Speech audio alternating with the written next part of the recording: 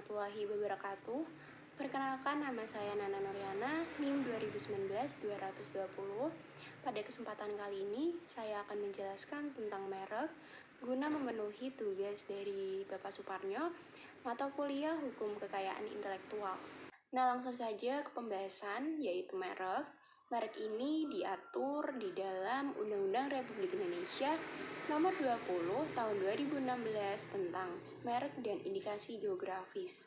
Nah, untuk selanjutnya kita ke pembahasan yang pertama, yaitu pengertian merek.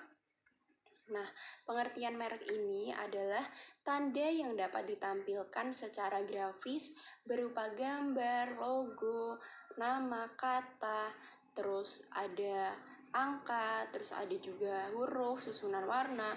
Nah, dalam bentuk 2 dimensi atau 3 dimensi. Yang ada suaranya, terus kayak hologram, atau kombinasi dari dua hal tersebut. Ini gunanya untuk membedakan barang atau jasa yang diproduksi oleh seseorang atau badan hukum dalam kegiatan perdagangan barang dan jasa. Selanjutnya ada merek dagang. Nah, merek dagang ini digunakan pada barang yang diperdagangkan oleh seseorang atau badan hukum secara bersama-sama untuk membedakan dengan barang sejenisnya. Nah, ada merek jasa. Merek jasa ini digunakan pada jasa yang diperdagangkan oleh seseorang atau beberapa orang secara bersama-sama atau badan hukum untuk membedakan dengan jasa sejenisnya.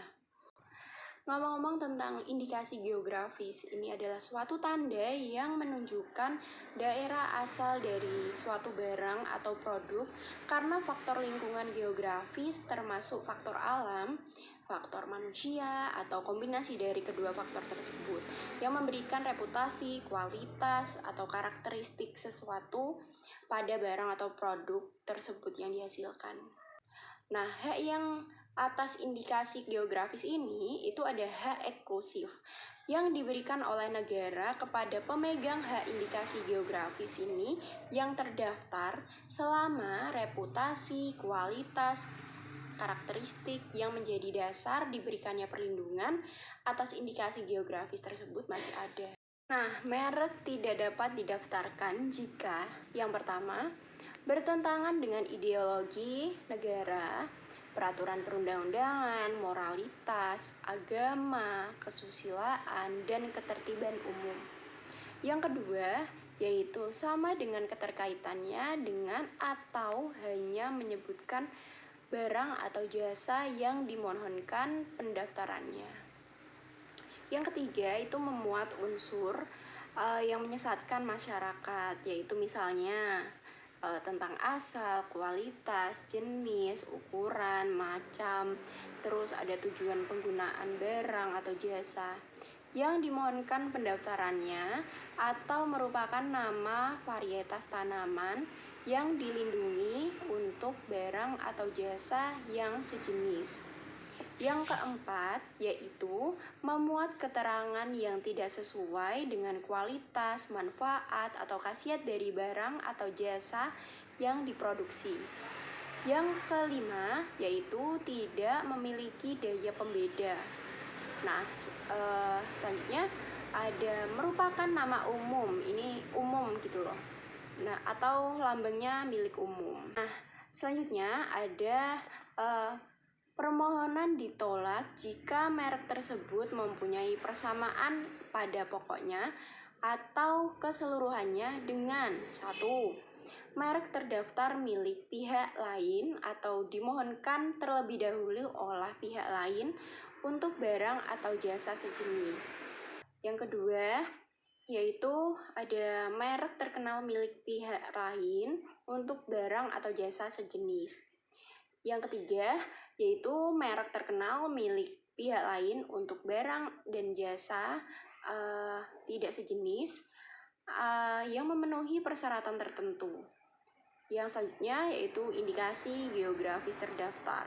Permohonan ditolak jika merek tersebut yaitu yang pertama merupakan atau menyerupai nama atau singkatan nama yang terkenal, foto atau nama badan hukum yang dimiliki orang lain. kecuali atas persetujuan tertulis dari yang berhak. Yang kedua, yaitu merupakan tiruan atau menyerupai nama atau singkatan nama, bendera, lambang atau simbol atau emblem suatu negara atau lembaga nasional maupun internasional kecuali atas persetujuan tertulis dari pihak yang berwenang.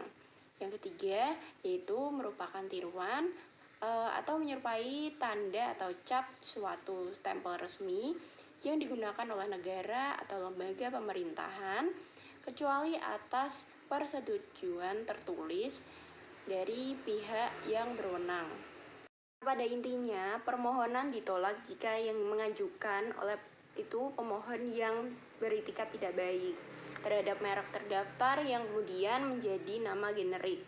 Setiap orang dapat mengajukan permohonan merek dengan menggunakan nama generik. Dimaksudkan dengan tambahan kata lain sepanjang ada unsur pembeda. Ancaman sanksi pidana merek ini yaitu diatur di pasal 100, yaitu ada beberapa ayat, yaitu yang pertama pasal 1 yaitu setiap orang yang dengan tanpa hak menggunakan merek yang karena pada keseluruhannya dengan merek terdaftar milik orang lain atau pihak lain untuk barang dan jasa sejenis yang diproduksi dan atau diperdagangkan dipidana dengan pidana penjara paling lama 5 tahun dan atau pidana denda paling banyak 2 miliar rupiah. Ayat 2, setiap orang yang dengan tanpa hak menggunakan merek yang mempunyai persamaan pada pokoknya dengan merek terdaftar milik orang lain atau pihak lain untuk barang atau jasa dipidana dengan pidana penjara paling lama 4 tahun, denda paling banyak 2 miliar rupiah. Yang ketiga ini, ayat 3, setiap orang yang melanggar ketentuan sebagaimana dimaksudkan di ayat 1 dan 2, maka jenis barangnya mengakibatkan gangguan kesehatan, gangguan lingkungan hidup, dan atau kematian manusia, dipidana dengan pidana penjara paling lama 10 tahun atau paling banyak dendanya yaitu 5 miliar rupiah. Nah, yang selanjutnya ada pasal 102 yaitu menyebutkan bahwa setiap orang yang memperdagangkan barang dan atau jasa atau produk yang diketahui atau patut diduga mengetahui bahwa barang dan atau jasa dan atau produk tersebut merupakan hasil tindak pidana sebagaimana dimaksudkan pada pasal 100 dan 101, dipidana dengan pidana kurungan paling lama 1 tahun atau denda paling banyak 200 juta rupiah. Nah, yang ketiga atau selanjutnya ini ada pasal 103 yang menyebutkan bahwa tindak pidana sebagaimana dimaksudkan dalam pasal 100 sampai dengan pasal 102 merupakan delik aduan. Sekian dari penjelasan saya, kurang lebihnya mohon maaf. Wassalamualaikum warahmatullahi wabarakatuh.